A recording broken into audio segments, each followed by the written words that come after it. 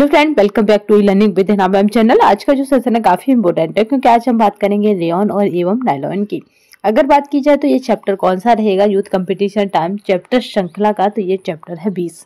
जल्दी ही आपको assistant professor के एडमिट कार्ड देखने को मिल जाएंगे। तो अगर वहां पे आपको देखने को मिली तो समझ लीजिए कि आपका टीजीटी पीजीटी को भी कोई भी रोक नहीं सकता। तो अब क्या करना है, जान लगा देनी है। काफी दिन से हम आपको क्लास नहीं दे पा रहे थे क्योंकि पर्सनल इश्यूज की वजह से, यानी तबीयत खराब होने की वजह से आप आवाज में देख ही पा रहे होंगे काफी चेंजेस और यानी परिवर्तन देखने को मिल रहे होंगे।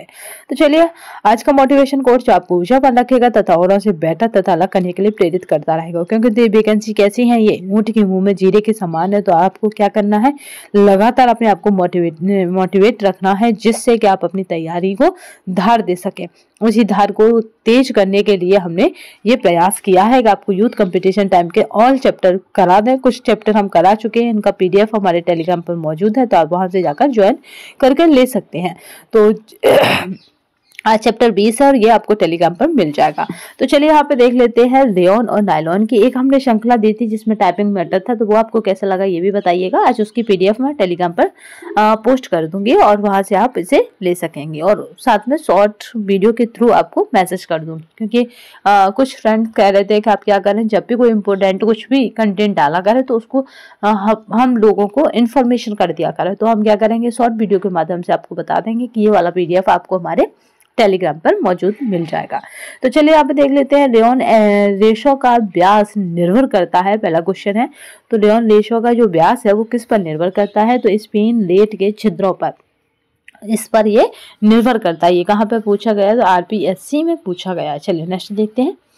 यहाँ पे बात की जाए स्पिन लेट के छिद्रों पर रेयॉन रेशो का व्यास निर्भर करता है। सेलुलोज के द्रव्य पदार्थों को अंगूठी के आकार की धात्विक टोपी के छिद्रों से दबाव द्वारा निकाला जा सकता है। कहा जाता है ना कि जो मतलब अच्छा रेशा होता है उसको क्या करते हैं हम, अंगूठी से पूरा निकाल सकते हैं उसके थान को। तो इसी तरह यहाँ पे इन छिद्रों को स्पिन लेट कहा जाता है। नोजल जो होते हैं उनको क्या कहते हैं हम, स्पिन लेट कहा जाता है। और क्योंकि यह किसी प्रकार यह उसी प्रकार कार्य करता है जिस प्रकार रेशम के कीड़े के स्पिन लेट द्वारा किया जाता है। ठीक है, तो क्योंकि अच्छा रेशम क्या है, माचिस की एक डिब्बी में रख सकते हैं, पूरे थान को कहा जाता है अच्छे रेशम को हम रिंग के छेद से पूरा गुजार सकते हैं उस थान को। स्पिन लेट के छिद्रों की संख्या कितनी होती है, ये याद रखिएगा, 1 से 2000 यहाँ तक होती है। 1 से 20,000 के आसपास होती है। यहाँ पर कहें, यहाँ पे साफ साफ मेंशन है कि 1 से 20,000 होती है। ढाई सैकड़ा और ये हजार, ठीक है, 20,000 तक होती है। जिसमें यहाँ वहाँ पे रेशम की अगर बात की जाती थी तो वहाँ पे 20 ना होगा, शायद 2 होता था। तो इस तरह कंफ्यूजन है जो हम आने वाली क्लास में देख लेंगे। बट आप याद रखिएगा कि इसमें रेशम जैसे ही आपको जो स्पिन लेट जो है वो किसके लिए है, तो रेयॉन के रेशे का व्यास निर्भर करता है स्पिन लेट के छिद्रों पर, कि वो कितना लंबा होगा ये स्पिन लेट के छिद्र ही बताएंगे। तो ये 20,000 तक होती है, जिसमें से समान आकार का फिलामेंट बाहर निकाला जाता है। फिलामेंट माने धागा, तो याद रखिएगा बाहर निकाला जाता है। रेयॉन के निम्न में वर्गीकृत किया जाता है, तो याद रखेंगे प्राकृतिक रीजन, यहाँ पे है रीजनरेटेड रेशे या रेशा। रेयॉन को प्राकृतिक यहाँ पे रीजनरेटेड रेशों में वर्गीकृत किया जाता है। मानवकृत रेशों का सामूहिक नाम रेयॉन दिया गया है। इनके कुछ गुण कपास से मिलते जुलते हैं, वह जलाने पर इनमें कपास जैसी गंधवार अन्य लक्षण दृष्टिगोचर होते हैं, यहाँ पर दिखाई देते हैं। रेयॉन का अर्थ होता है सूर्य की किरणों को परावर्तित करना। इसका ये पूछा जा चुका है, तो आप भी याद रखेंगे कि रेयॉन का क्या अर्थ होता है, सूर्य की किरणों को परावर्तित करना। रेयॉन के धागे अत्यधिक ही कोमल, मुलायम, चमकदार, सूक्ष्म एवं सुंदर होते हैं। ये देखने में रेशम के समान ही लगते हैं, इसीलिए इन्हें कृत्रिम रेशम भी कहा जाता है। यहाँ से भी एक क्वेश्चन बन चुका है कि किसको कृत्रिम रेशम कहा जाता है, तो रेयॉन को कृत्रिम रेशम कहा जाता है, जबकि ये कैसा मानवकृत रेशा है। नेक्स्ट देखते हैं। नायलॉन कपड़े के तंतु इससे बनते हैं, तो वो है यहाँ पे गलन या मेल्ट कताई से, क्योंकि नायलॉन तंतु किससे बनेंगे, गलन या मेल्ट कताई से। नायलॉन की अगर बात की जाए तो इसका आविष्कार 1938 ईस्वी में, 38 याद रखिएगा, 38 में किसने करा था? तो गेराथर्स ने किया था। यह एक बहुलक रेशा है, पॉलीमर फाइबर है, बहुत पूछा जाता है। ये कैसा है? पॉलीमर फाइबर है। इसको क्या कहा जाता है? पॉलीमाइड से बनता है। क्योंकि ये किससे बनता है? पॉलीमर फाइबर क्यों कहते हैं? क्योंकि ये पॉलीमाइड से बनता है। किसने बनाया था? तो याद रखेंगे 1938 में यहाँ पे गेराथर्स ने बनाया था। निम्न में से कौन सा मानव निर्मित फाइबर है जो गैर सेलुलोजिक है? तो यहाँ पे गैर सेलुलोजिक पूछा जा रहा है, तो वो होता है नायलॉन, जो गैर सेलुलोजिक है।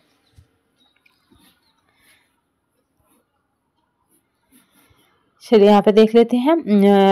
नायलॉन जो है मानव निर्मित फाइबर है, गैर सेलुलोजिक है। नायलॉन नामक एक जादुई रेशा या मैजिक फाइबर भी इसको कहते हैं, याद रखेंगे। इसकी खोज से वस्त्र विज्ञान के इतिहास में नए युग का प्रादुर्भाव हुआ। इस अद्भुत रेशे को निम्नलिखित रूपों वाला तथा विभिन्न गुणों वाला बनाया जा सकता है। विभिन्न रूपों वाला, विभिन्न गुणों वाला। इसकी क्वालिटी की वजह से इसको क्या कहते हैं?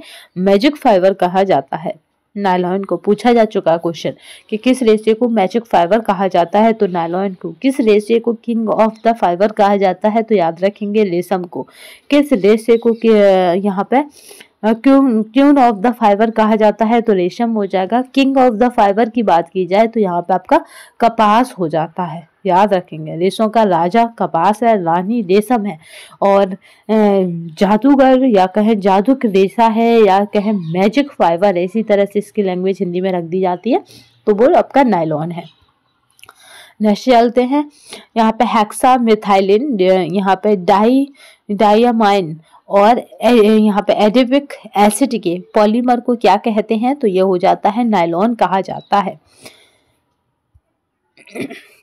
हेक्सामिथाइलिन और यहाँ पे है डायोमाइन और एडिपिक एसिड के पॉलीमर को नायलॉन कहते हैं। इनमें से कौन सा पुनर्निर्मित रेशे का उदाहरण है? तो वो हो जाता है रेयॉन। ठीक है, रेयॉन क्या है? हमारा पुनर्निर्मित रेशे का उदाहरण है। इस विधि से 3 प्रकार के रेयॉन बनाए जाते हैं। वो कौन कौन से होते हैं उन्हें देख लेते हैं। नाइट्रोसेलुलोजिक रेयॉन, यहाँ पे क्यूप्रा मोलियन रेयॉन और यहाँ पे है बिस्कोस रेयॉन। तो इस तरह के 3 बनाए जाते हैं। 8वीं है ये हमारे क्या है कि ये मोस्ट इम्पोर्टेंट है कि 3 बनाए जाते हैं। चलिए, रेयॉन की खोज 19वीं शताब्दी का वैज्ञानिक चमत्कार है। इसे कृत्रिम रेशम कहा जाता है। ये मानव द्वारा निर्मित पहला रेशा है, सबसे अधिक मजबूत रेशा है, तो वो हो जाता है नायलॉन। नायलॉन को जादुई रेशा तथा सुगम जीवन रेशे की संज्ञा दी गई है। निम्न में से कौन सा कपड़ा शरीर की आकृति के बहुत करीब होता है? तो होता है रेयॉन।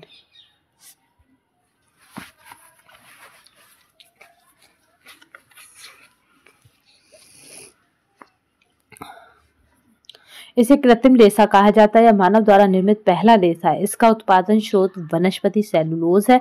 रेयॉन निर्माण के लिए कागज, बांस, कागज की लुद्दी और यहाँ पे कपास के यहाँ पे लिट्स आदि को रसायन पदार्थों के साथ मिलाकर एक अर्ध तरल पदार्थ बनाया जाता है। इन अर्ध तरल पदार्थों को स्पिन रेट के अत्यंत बारीक छिद्रों से होकर गुजारा जाता है। तत्पश्चात नियंत्रित ताप से सुखाकर ठंडे जल में प्रवाहित कर, खींचकर व बांधकर अविरल धागा प्राप्त किया जाता है, जो अभी हमने सबसे पहले पढ़ा था। तो रेयॉन का शाब्दिक अर्थ है सूर्य की किरणों में का परिवर्तन, जो अभी हमने सबसे पहले पढ़ा था, वही है ये स्प्रिट। ठीक है, यानी इसके छिद्रों से गुजारने पर क्या पता पड़ता है? रेशे इस तरह से कितनी लंबाई में प्राप्त हो जाएंगे, ये इसके छिद्रों से गुजारने पर पता पड़ता है। तो यहाँ पे है पॉलीमाइड्स रेशे हैं, तो ये कौन से हैं? तो नायलॉन रेशे जो है वो पॉलीमाइड रेशे हैं। रेयॉन निर्माण की एक प्रमुख विधि है तो वो होती है विस्कोस विधि। बहुत पूछी जाती है कि विस्कोस विधि किसके निर्माण की विधि है, तो रेयॉन के निर्माण की विधि है। साथ ही इस विधि द्वारा निर्मित रेयॉन उत्कृष्ट श्रेणी के होते हैं। विस्कोस रेयॉन के विनिर्माण में सही अनुक्रम बताइए, तो यहाँ पे जो सही अनुक्रम रहेगा वो क्या रहेगा, तो यहाँ पे अगर बात की जाए तो लकड़ी की लुद्धि का अनुकूलन, फिर यहाँ पे स्टिपिंग प्रक्रिया या भिगोने की प्रक्रिया हो जाती है, देन उसके बाद काल प्रभावन प्रक्रिया हो जाती है, देन उसके बाद मंथन की प्रक्रिया हो जाती है। तो यहाँ पे भी राइट आंसर हो जाएगा। रेयॉन निर्माण करने का सही क्रम दीजिए, तो यहाँ पे जो रेयॉन निर्माण है वो कैसे होगा, तो सबसे एंड में होता है कातना। तो ये देखिए यहाँ पे ऑप्शनों को अगर हम ध्यान से देखें तो सब यहाँ पे जो है सी और आपका इसमें क्या है, यहाँ पे सब में यही दे दिया है कातना। तो इस तरह से आप बहुत बड़ी मुसीबत में पड़ जाते हैं।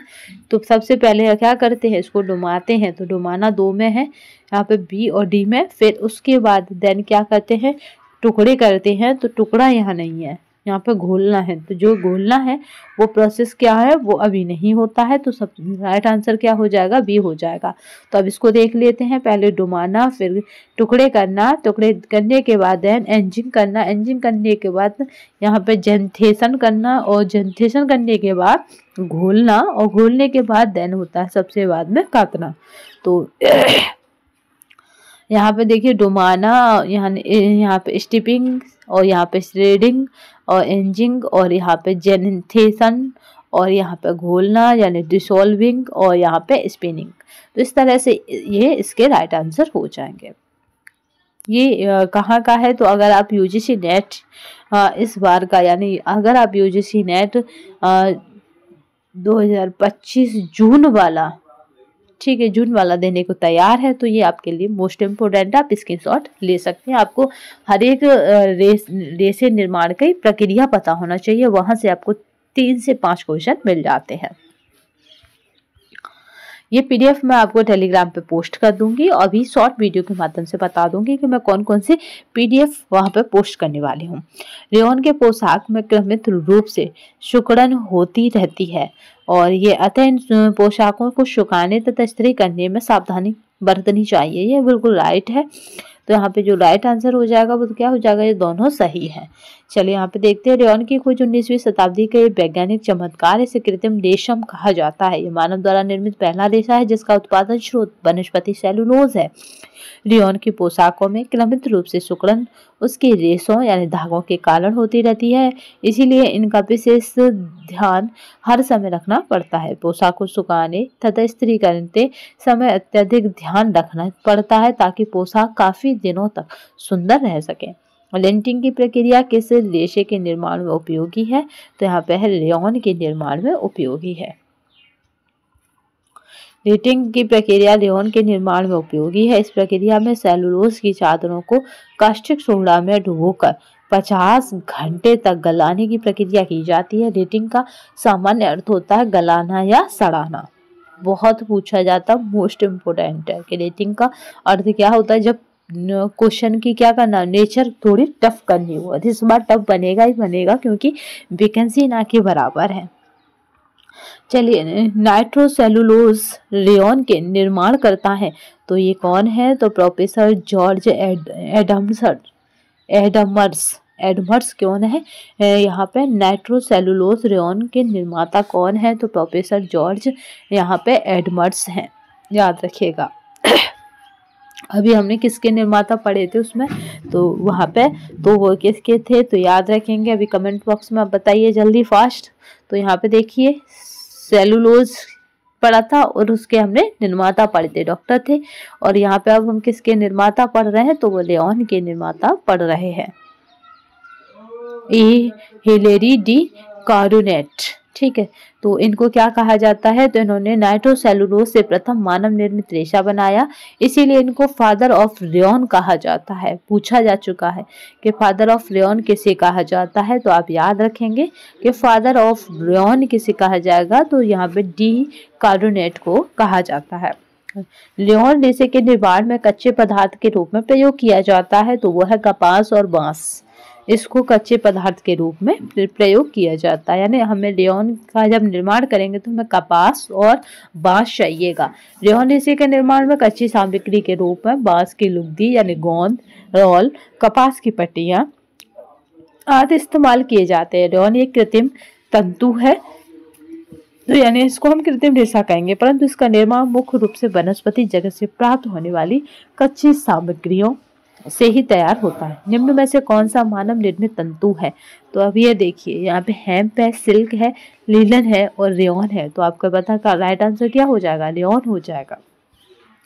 ठीक है, ये कितनी बार पूछा जा चुका है, तो ये मोस्ट इम्पोर्टेंट है, तो आप याद रखेंगे कि यहाँ पे जो राइट आंसर हो जाएगा वो क्या हो जाएगा? रेयॉन हो जाएगा। रेयॉन एक मानव निर्मित तंतु है, या सेलुलोज का प्रयोग कर बनाया जाता है। रेयॉन बनाने के लिए सेलुलोज को ठंडे सोडियम हाइड्रोक्साइड तथा कार्बन डाइसल्फाइड से यहाँ पर अपचारित करने के बाद इसे धातु बेलनों में बने छिद्रों से होकर तंतु यहाँ पे सल्फ्यूरिक अम्ल में गिराया जाता है। मैं इसका जो प्रोसेस है वो दिखा दूंगी पूरा, क्योंकि इसका जो प्रोसेस है वो देखना काफ़ी इंटरेस्टिंग लगेगा आपको कि किस तरह से वो, जैसे आपने कभी मार्केट की सेवइयाँ जो आती हैं वो कभी घर पे बनाई हो या बनते हुए कभी देखी हो, तो इस तरह से वो छिद्रों में से इस तरह से गिरती है ना, जो बनाने वाला जितना लंबा चाहे उतना उन्हें बना सकता है। यहाँ इसके लंबे लंबे तंतु बन जाते हैं। रेयॉन का प्रयोग कपड़ा बनाने, कालीन बनाने अथवा जाली बनाने में किया जाता है। अब देखते हैं, यहाँ पे है हेक्सामिथिलीन डाइअमीन और यहाँ पे एडिपिक अम्ल का बहुलक है। तो ये बहुत पूछा जा चुका है और ये बहुलक होता है नायलॉन 66। ये बहुलक कितना होता है, ये मतलब क्वेश्चन आउट है तो यही रहना है इसका, तो नायलॉन 66 पूछा भी गया तो भी यही रहना है। तो यहाँ पे बात करते हैं नायलॉन 66, यानी यहाँ पे सिंथेटिक पॉलीमर परिवार के अंतर्गत आता है, जिसे पॉलीएमाइड कहा जाता है। सॉरी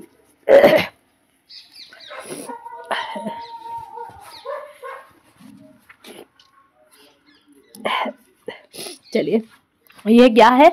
तो हेक्सामेथिलीन डाइअमीन तथा यहाँ पर बात करते हैं एडिपिक अम्ल के बहुलीकरण से प्राप्त पॉलीमर है। इसकी सर्वप्रथम खोज 1935 में आर्थर वोलेंस यहाँ पे कैरोथर्स ने किया था। इसके तंतु रेशमी, चमकदार, मजबूत तथा हल्के होते हैं, अतः इनका प्रयोग बृहद पैमाने पर वस्त्र उद्योग में किया जाता है। रासायनिक रूप से नायलॉन है तो होता है पॉलीमाइड।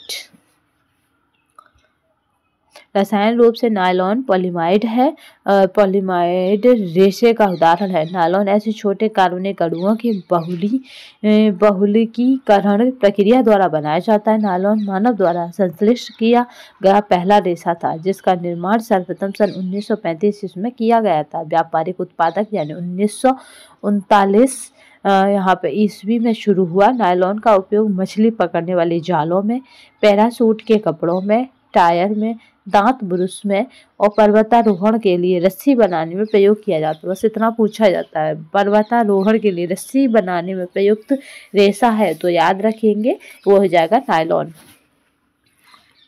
क्योंकि इस बार जहाँ जहाँ से क्वेश्चनों को टफ बनाया जा सकता है वो मैं बताती चल रही हूँ, जिससे कि हम औरों से अलग रहें या औरों से अच्छा स्कोर कर सकें। निम्न में से किस तंतु में पानी सूखने की क्षमता का अभाव होता है? अभाव पूछा यानी कमी है यहाँ पे, तो वो हो जाता है नायलॉन, सिल्क, ऊन और सूती। देखिए जो ऑप्शन दिए हम उनमें से देखना है, तो जो ऑप्शन है उनमें से सबसे कम पानी कौन सूखता है? तो ये नायलॉन सूखता है। इसका कपड़ा आपने देखा होगा बिल्कुल पानी को नहीं लेता, आप डालो और तुरंत निकालो तो मतलब लगेगा नहीं कि इसने पानी अपने अंदर लिया है। नायलॉन के तंतु में किसी प्रकार के रंध्र नहीं होते हैं, अतः इसके द्वारा नमी सोखने का प्रश्न नहीं उठता है। इन तंतुओं में अवशोषण क्षमता नहीं होती है। इस गुण के कारण नायलॉन के वस्त्र धोने के उपरांत शीघ्र ही सूख जाते हैं। रेयॉन को धोने वाले डिटर्जेंट में होना चाहिए, तो इनमें से कोई नहीं, यानी अल्कोहल एसिड ये नहीं होना चाहिए, जिसमें वस्त्रों की सतह चिकनी होने के कारण धूल के कारण में सड़ते नहीं है। रेयॉन क्या है? सेलुलोज से बना रेशा है, याद रखेंगे, कई बार पूछा जा चुका है। रेयॉन किससे बना है? तो सेलुलोजिक रेशा है या सेलुलोज से बना है। रेयॉन के वस्त्र अन्य वस्त्रों की अपेक्षा देर से गंदे होते हैं। इनकी शक्ति भीगने पर कम हो जाती है, इसीलिए धोते समय साबुन अथवा डिटर्जेंट का प्रयोग न करके इसके लिए नर्म साबुन एवं गुनगुने पानी का प्रयोग किया जाता है। क्योंकि गीला होने के बाद ये क्या करते हैं, अपनी क्षमता मतलब खत्म हो जाती है इनकी, या इनकी मजबूती खत्म हो जाती है। कृत्रिम रेशे के अंतर्गत निम्नलिखित कपड़े आते हैं, तो वो जाता है नायलॉन के कपड़े आते हैं। कृत्रिम रेशे के अंतर्गत क्या आ जाएंगे, नायलॉन के कपड़े आ जाएंगे। जिन रेशों का निर्माण मानव द्वारा स्वयं किया जाता है कृत्रिम रेशा कहलाते हैं। कृत्रिम रेशे के अंतर्गत नायलॉन तथा इससे बने वस्त्र, पॉलीएसिड, टेरिकोट आ जाते हैं, जबकि कपास, पटसन, रेशम तथा ऊन आदि पौधे एवं तंतुओं से प्राप्त होते हैं, अतः यह प्राकृतिक रेशे कहे जाते हैं। निम्न में से कौन परिवर्तित सेलुलोजिक रेशा है, तो वो होता है रेयॉन। रेयॉन क्या है, परिवर्तित सेलुलोजिक रेशा है। रेयॉन एक परिवर्तित सेलुलोजिक रेशा है। और रेयॉन क्या है, कागज की लुगदी तथा काष्ठ के ठंडे सोडियम और यहाँ पे हाइड्रोक्साइड तथा कार्बन डाइसल्फाइड से यहाँ पर अपरिचित कर बनाया जाता है। इसका प्रयोग कपड़ा बनाने में, कालीन बनाने में या जाली बनाने में किया जाता है।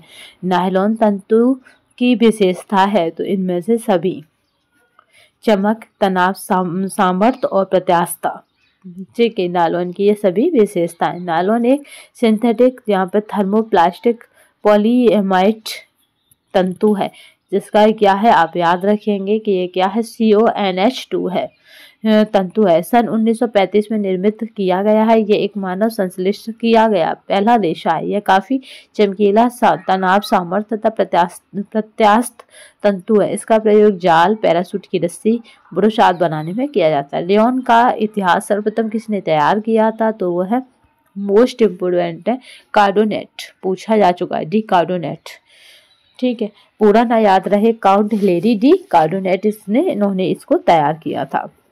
ये कहाँ के थे, तो ये फ्रांस के थे। और फ्रांस में जनवी एवं फ्रेंच इंजीनियर तथा उद्योगपति थे, जिन्होंने सर्वप्रथम कृत्रिम सिल्क का निर्माण किया था और जिसे रेयॉन कहा गया। कृत्रिम सिल्क को जिसको रेयॉन कहा गया। रेयॉन सेलुलोज से बना एक कृत्रिम रेशा है, जिसका उपयोग कपड़ा बनाने, कालीन बनाने, चिकित्सा क्षेत्र में लिट या जाली आदि बनाने में किया जाता है। नेक्स्ट देखते हैं, एक प्लास्टिक रेशा है, तो वो होता है ऑर्लॉन, ठीक है। ऑर्लॉन एक प्लास्टिक या फिर यहाँ पे एक्रिलिक रेशा का उदाहरण है। यहाँ पे एक्रिलिक फाइबर या है सिंथेटिक फाइबर पॉली एक्रोलोनाइट्राइल नामक बहुलक के यहाँ पे है मोनोमर से बनता है। और ड्यूपॉन्ट ने 1941 से पहले एक्रिलिक फाइबर को बनाया, जिसे उसने ऑर्लॉन नाम का क्या कहा, यहाँ पे ट्रेडमार्क दिया। जबकि रेयॉन, नायलॉन तथा डेक्रॉन आदि संश्लेषित रेशों के उदाहरण है। याद रखेंगे ये कैसे है, संश्लेषित है, जबकि ऑर्लॉन क्या है, यहाँ पे सिंथेटिक फाइबर है।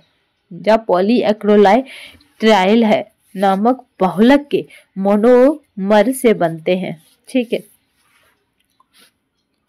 ये क्या है, एक्रिलिक फाइबर को बनाया जाता है, जिसे ऑर्लॉन नाम का यहाँ ट्रेडमार्क यानी इसकी पहचान क्या है, तो ऑर्लॉन ही है। और आर्लॉन या ऑर्लॉन कैसे भी आ जाए क्वेश्चन, याद रखेंगे। चलिए नेक्स्ट देखते हैं। यहाँ पे देखिए नायलॉन से सिल्क बनाने की सही क्रम दीजिए। तो यहाँ पे सही क्रम की अगर बात की जाती है तो यह हो जाता है पॉलीएमराइजेशन होता है। दूसरा इसमें क्या हो जाता है, रिबन बनाना होता है। देन इसके बाद चिप्स बनाना होता है। फिर देन यहाँ पे मेल्टिंग करना होता है। मेल्टिंग के बाद यहाँ पे स्पिनिंग करना और स्पिनिंग के बाद ड्राइंग एवं यहाँ पे ट्विस्टिंग करना, डाइविंग और ट्विस्टिंग करना। चलिए नेक्स्ट देखते हैं। यहाँ पे हो जाता है ए। नायलॉन सिल्क बनाने का सही क्रम है पॉलीएमराइजेशन, रिबन, चिप्स, मिल्टिंग और स्पिनिंग और ड्राइविंग और यहाँ पे है ट्विस्टिंग।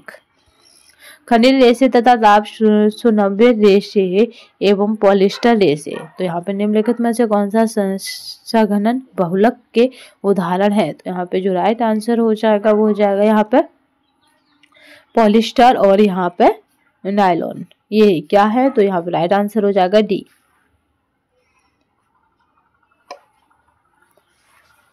ठीक है, सघन बहुलक दो या दो से अधिक यहाँ पे एकलकों के संघनन और छोटे अणुओं, जैसे छोटे अणुओं का मतलब हो गया यहाँ पे देखिए H2O, NHO, NH3 और यहाँ पे CHL और ROH आदि के निष्कासन से बने बहुलक सघन बहुलक कहलाते हैं। इस प्रकार प्रत्येक एकल यहाँ पे एकलक में सामान्यतः दो अभिलक्षणीय समूह होते हैं। उदाहरण के लिए नायलॉन 66 डाई यहाँ पे कार्बोक्सिलिक एसिड और यहाँ पे डाईहाइड्रिक एल्कोहल की क्रिया जो तंतु बनाता है तो वो पॉलिएस्टर बनाता है।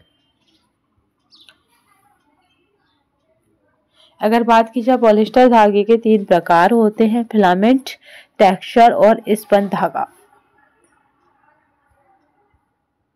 चलिए नेक्स्ट देखते हैं।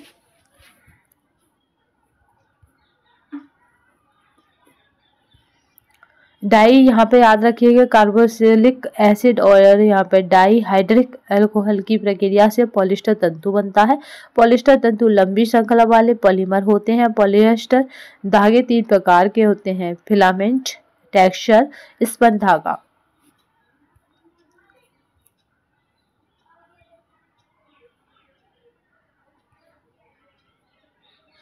चलिए नेक्स्ट देखते हैं। उस फाइबर का नाम बताइए जो डाईहाइड्रिक एल्कोहल की यहाँ पे डाई कार्बोक्सिलिक एसिड के साथ यहाँ पे प्रतिक्रिया बनाया जाता है तो होता है पॉलिएस्टर।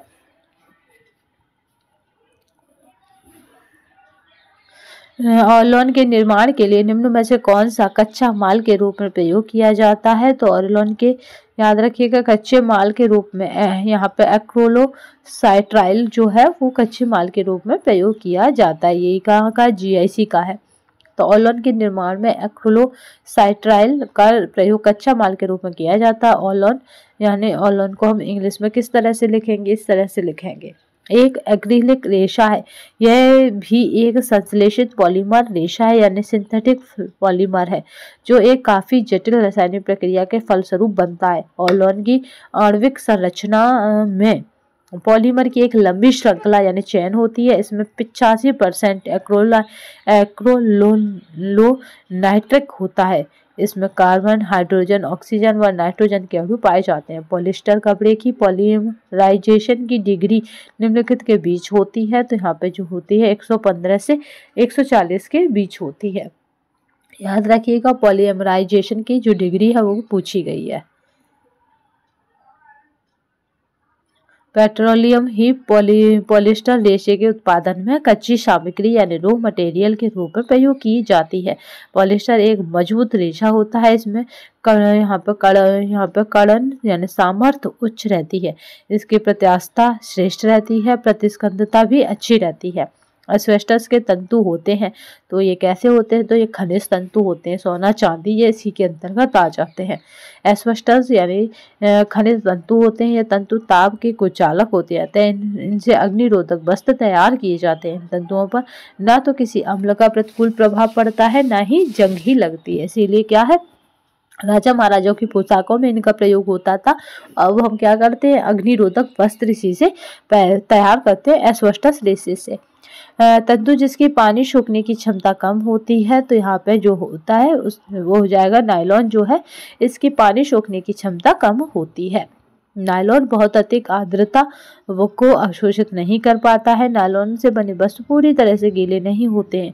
नायलॉन का कपड़ा चिकना होता है। अधिकांशतः पानी सतह पर से ही फिसल जाता है। तो यहाँ पे राइट आंसर क्या हो जाएगा? वो नायलॉन हो जाएगा। चलिए नेक्स्ट देखते हैं। खिलाड़ियों द्वारा पहने जाने वाले वस्त्रों के लिए काम में आने वाला तंतु है तो वो है स्पेंडेक्स। ठीक है, काम में आने वाला तंतु कौन सा है? तो स्पेंडेक्स है। चलिए नेक्स्ट देखते हैं। इनमें से कौन सा मानवीकृत सेलुलोजिक तंतु है? मानवीकृत, तो यहाँ पे एसिटेट जो है वो मानवीकृत सेलुलोजिक तंतु है। इससे कारपेट यहाँ पे है डिप्रीस और छाता आदि बनाए जाते हैं। निम्नलिखित में से कौन से तंतु लचकदार हैं? तो यहाँ पे लचकदार जिनमें लचक होती है तो वो है नियोप्रीन और आपका स्पेंडेक्स। आधारीय वस्त्रों के लिए निम्नलिखित तंतुओं में से कौन सा तंतु प्रयोग किया जाता है, तो वो हो जाता है स्पेंडेक्स। पॉलिस्टर, यहाँ पर पॉलिस्टर के लिए सर्वाधिक प्रयुक्त रंजक है तो वो हो जाता है एंजॉइक्स। क्या है, पॉलिस्टर के लिए सर्वाधिक उपयुक्त रंजक है। अगर बात की जाए एंजॉइक्स रंजक का प्रयोग पॉलिएस्टर के वस्त्रों के लिए किया जाता है। पॉलिएस्टर के तंतु शीघ्र श्रृंखला वाले ऐसे बहुलक होते हैं जो कोयले, जल, वायु तथा पेट्रोलियम से उत्पादित तत्वों से निर्मित किए जाते हैं। पॉलिएस्टर के रेशों के विकास के लिए आधारशिला का कार्य नायलॉन के खोजकर्ता WH यहाँ पे कैथोथर्स के अनुसंधान ने किया है।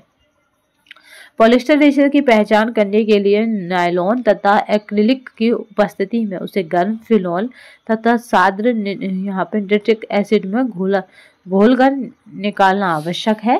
देन उसके बाद देखते हैं यहाँ पे पॉलिएस्टर गर्म फिनॉल तथा साद्र निट्रिक एसिड दोनों में अविलय होता है। तो यहाँ पे जो राइट आंसर हो जाएगा वो हो जाएगा ए। यहाँ पे ए सही है परंतु आर गलत है, या फिर ए और आर दोनों सही हैं। तो यहाँ पे राइट आंसर हो जाता है ए और आर दोनों सही हैं। सूती पॉलीमर में मुख्यतः रासायनिक समूह होते हैं तो ये होते हैं कार्बोक्सिलिक अम्ल के। पॉलिएस्टर रेशे घुलनशील होते हैं तो यहाँ पे याद रखेंगे यहाँ पे क्रोसाल में, केशाल में जो है घुलनशील होते हैं। रेशा जो अग्नि से प्रभावित नहीं होता, अम्ल का असर नहीं होता, वह यहाँ पे प्लायबल है, वह है। तो यहाँ पे एस्बेस्टस जो है मैंने अभी बताया था, इसने अग्निरोधी या अग्निशमन के वस्त्र तैयार किए जाते हैं क्योंकि इसको जंग वगैरह नहीं लगती। पॉलिएस्टर बनता है तो पॉलिएस्टर किससे बनता है, तो यहाँ पे जो राइट आंसर हो जाएगा वो हो जाएगा यहाँ पे डाइहाइड्रिक अल्कोहल और यहाँ पे डाई कार्बोक्सिलिक अम्ल के द्वारा पॉलिएस्टर का निर्माण किया जाता है। यहाँ पे याद रखेंगे अल्कोहल है और अम्ल है और क्या है, यहाँ पे डाइहाइड्रिक है और यहाँ पे डाई कार्बोक्सिलिक है। विस्कोस, यहाँ पे विस्कोस रेयन बनाने वाले घोल का चिपचिपापन उसमें घुलाकर परखा जा सकता है। तो किस में घुलाकर इसका चिपचिपापन परखा जा सकता है, तो यहाँ पे जो राइट आंसर होगा उसे देख लेते हैं। चलिए तो यहाँ पे जो राइट आंसर होगा उसे देख लेते हैं, उसका क्या आंसर होगा। तो यहाँ पे 40% एसिटिक एसिड में घोलकर इसको हम परख सकते हैं। ठीक है, यानी विस्कोस रेयन बनाने वाले घोल का चिपचिपापन उसे उसमें घुलाकर परखा जा सकता है। तो 40% एसिटिक एसिड में घुलाकर परखा जा सकता है। सर्वप्रथम इस विधि द्वारा रेयन का वस्त्र निर्माण इंग्लैंड के 3 वैज्ञानिक क्रॉस बीवन तथा पिडल ने 1892 ईस्वी में किया था। यह विधि सस्ती तथा साथ ही इस विधि द्वारा निर्मित रेयन उत्कृष्ट श्रेणी के होते हैं। 40% एसिटिक एसिड में घुलाकर परखा जा सकता है। पॉलिएस्टर तंतु इनमें घुलनशील है तो यहाँ पे राइट आंसर हो जाएगा मेटाक्रिसोल में। ठीक है, अगर बात की जाए पॉलिएस्टर तंतु एक कृत्रिम बहुलक है और जिनका मुख्य प्रयोग वस्त्र बनाने में होता है। पॉलिएस्टर बहुलकों में पॉली यानी एथिलीन, यहाँ पे टेरेफ्थलेट मुख्य बहुलक है जिसे यहाँ पे टेरलीन, डेक्रॉन और माइलर के नाम से जानते हैं। पॉलिएस्टर तंतु यानी यहाँ पे क्रिसॉल में घुलनशील होता है। यहाँ पे प्राकृतिक रेशा है तो होता है एस्बेस्टस। निम्नलिखित में से कौन सुमेलित है, तो यहाँ पे जो राइट आंसर हो जाएगा वो है एस्बेस्टस, सोना और कॉइन खनिज रेशे हैं। ठीक है, तो एस्बेस्टस में यही आता है। सही सुमेलित क्या है, तो रासायनिक रेशों में आ जाता है nylon, rayon, polyester, carbon fibre. अगर प्राकृतिक रेशे की बात की जाए तो कपास, पटसन, ऊन और रेशम। अगर यहाँ पे कृत्रिम रेशे की बात की जाए तो नायलॉन, पॉलिएस्टर और टेरिकोच। चलिए, तो निम्नलिखित में से कौन सा प्राकृतिक तंतुओं का प्रकार नहीं है, प्राकृतिक तंतुओं का प्रकार नहीं है, तो यहाँ पे प्राकृतिक पूछा जा रहा है, जबकि पादप तंतु, प्राणिज जंतु, वनस्पति तंतु, खनिज जो है वो प्राकृतिक तंतुओं के अंतर्गत आते हैं कहीं कहीं पे। बट यहाँ पे जो ऑप्शन की नेचर है उसके अकॉर्डिंग फिर हमारा यहाँ पे खनिज हो जाएगा। ठीक है, क्योंकि ये कैसा हो जाएगा, धातुत्व रेशे है, धातु से बनते हैं खनिज। चलिए तो यहाँ पे देखते हैं तंतुओं को दो प्रमुख भागों में बांटा जाता है, प्राकृतिक और संश्लेषित। प्राकृतिक ऐसे तंतु जो पादपों या जंतुओं से प्राप्त होते हैं, प्राकृतिक तंतु कहे जाते हैं, जैसे कपास, रुई, जूट आदि पादपों से प्राप्त होते हैं तथा रेशम, ऊन आदि जंतुओं से प्राप्त होने वाले रेशे हैं। यहीं पर संश्लेषित को देखते हैं, रासायनिक पदार्थों या खनिजों से प्राप्त तंतु संश्लेषित या कृत्रिम तंतु कहे जाते हैं। जैसे यहाँ पे बात करते हैं रेयॉन, पॉलिस्टर और यहाँ पे एक्रिलिक आदि संश्लेषित रेशे या तंतु हैं। यहाँ पे है विनाइल क्लोराइड से बनता है, तो यहाँ पे विनाइल क्लोराइड से बनता है। तो यहाँ पे जो राइट आंसर होगा अगर हम उसको देखें, चलिए यहाँ पे जो राइट आंसर उसे देख लेते हैं कि क्या रहेगा। तो विनाइल क्लोराइड से बनता है। तो यहाँ पे जो ऑप्शन दिए गए थे वो इनमें से नहीं थे, क्योंकि ये क्या था, ये क्वेश्चन ही कैंसिल कर दिया गया था। तो चलिए विनाइल क्लोराइड देख लेते हैं यहाँ पे थोड़ा सा। तो कोई भी विकल्प सही नहीं है यहाँ पे।